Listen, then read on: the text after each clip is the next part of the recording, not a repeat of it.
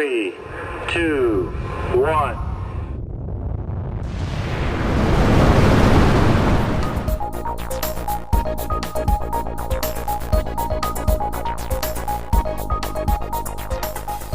Another data type that we might want to capture is temperature data. And to do that, we will use thermocouples. There are lots of different types of thermocouples out on the market, and they all have a color-coded reference to it. So please go look and do a bit of research yourself about the different types of the different colors and the different temperature ranges that needed. However, in the lab that I manage, we tend to stick to two different types of thermocouples, which is the K-type thermocouple, which has got a green coloured casing to it, and the T-type thermocouple, which is typically the brown case thermocouple. T-type thermocouples, okay, tend to be a lot more accurate than K-type thermocouples, down to sort of like the 1% accuracy, okay, 1 to 2% accuracy, whilst the K-type thermocouples, okay, are good for a few percent accuracy. So cheaper but less accurate, more expensive but more accurate.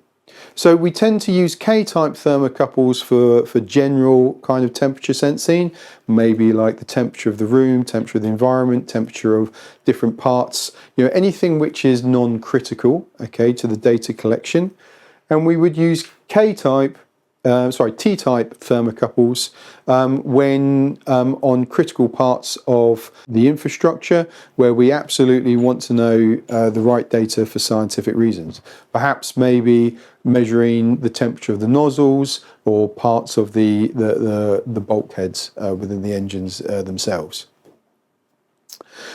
There are a couple of things to note about thermocouples, and I say this because personal experience of seeing it with some of my students, okay, is you'll notice that all of these temperature sensors have kind of a set length, which you can set when they buy, but there's always like 10, 15, 20, 30 centimeters or whatever, okay? And sometimes they're at a length which is not ideal, and you're like, oh, I just want it that big. Whatever you do, don't snip it, okay? The actual sensor and where it's connected is right at the end in the tip. So if you do want to make a short thermocouple, what you don't do is you don't cut the thermocouple. There are other types of thermocouples. So these thermocouples are effectively encased in this metal housing, okay? You can have other thermocouples which don't have that metal housing, okay? And you can just about see right on the end there, okay? The thermocouple works by having two dissimilar metals, and when the temperature is applied, it produces a voltage, okay? And that voltage is then read by your sensors. So this is one with flexible. So what's nice about this is nice and flexible. So you can get it around places and then tape it down or glue it down. Okay. And then you can even have thermocouples which have got the protective metal casing on the outside, and then they're exposed right at the end. Okay. So you then have to be fairly protective.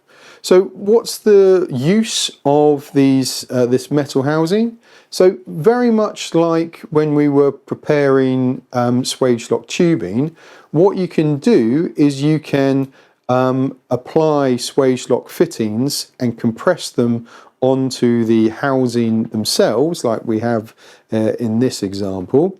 And that allows you to then put your thermocouples directly into the flow path of the fluid or the gas and take direct measurements, okay, of the system.